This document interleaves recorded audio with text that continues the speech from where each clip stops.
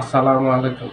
এবার আদালতে নাকি খত দিলেন বিএনপির বিতর্কিত নেতা ফজলুর রহমান ওরফে গজা পাগলা।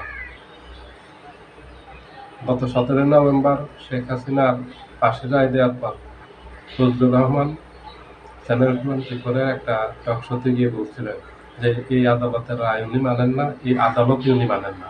উনি যতদিন বেঁচে থাকবেন ততদিন উনি বলেই যাবেন এই আদালতের বিচার উনি মানেন না, এই আদালতে উনি মানেন না।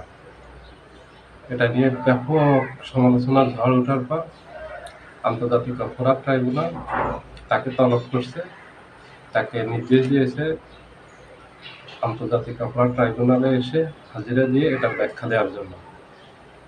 তখন বলা হয়েছে এটা সর্বোচ্চ এই আদালত অবমাননার সর্বোচ্চ শাস্তি 2 বছর হতে পারে এবং 5,000 টাকা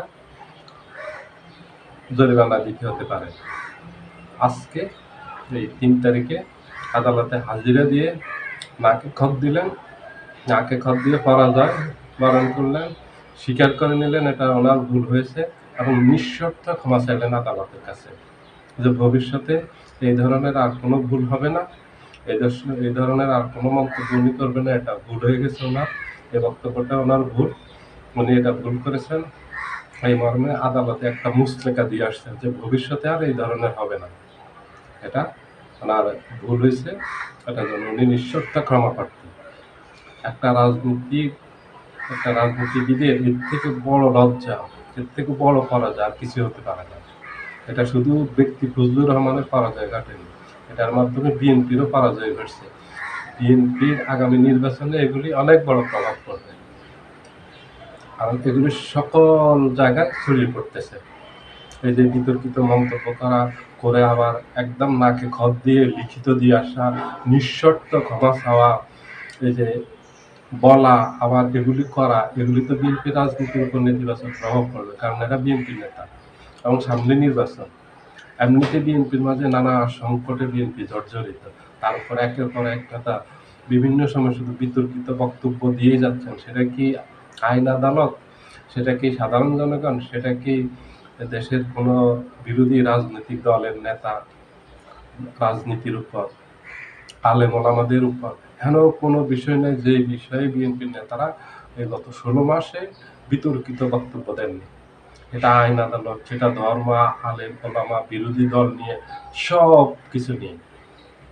আজকে আবার মির্জা আব্বাস আরেক বিতর্কিত বক্তব্য দিলেন জামায়াতকে নিয়ে, যে জামাত আর আওয়ামী লীগ দুটাই অসভ্য দল।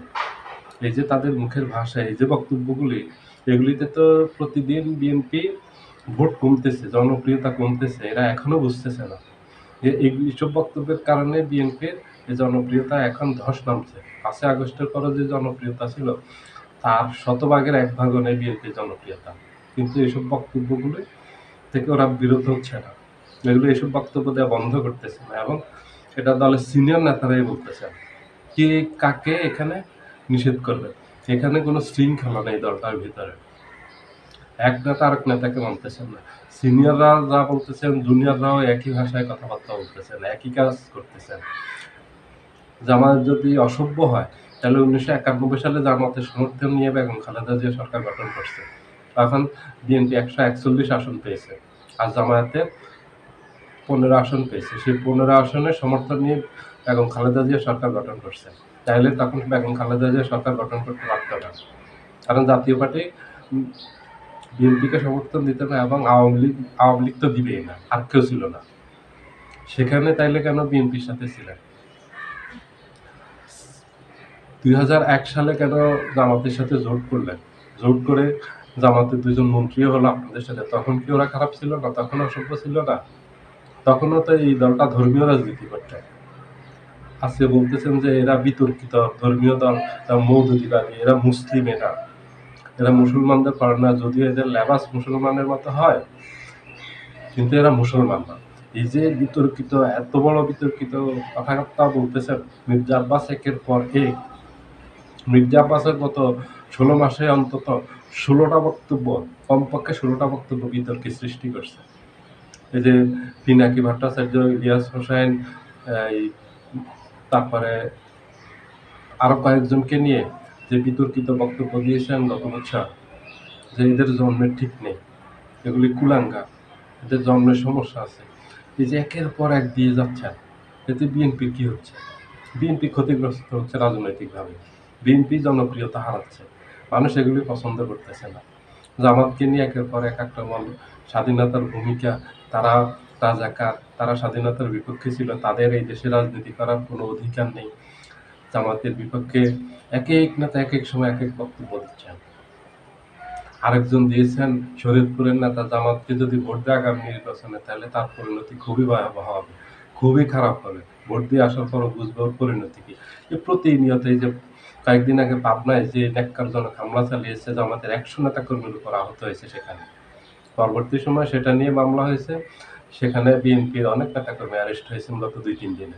আপনারা জানেন, এই যে একের পর এক বিভিন্ন জায়গায় বিএনপি বিতর্কিত নেতারা বক্তব্য দিচ্ছে, এতে বিএনপির পরাজয় আরো দ্রুত হচ্ছে এবং জনপ্রিয়তা দ্রুত কমতেছে। আগামী নির্বাচনে বিএনপির আসন কমতেছে। এইভাবে করে বিএনপি ক্ষমতা থেকে অনেক দূরে চলে যাচ্ছে এইসব নেতার বিতর্কিত কর্মকাণ্ডের কারণে।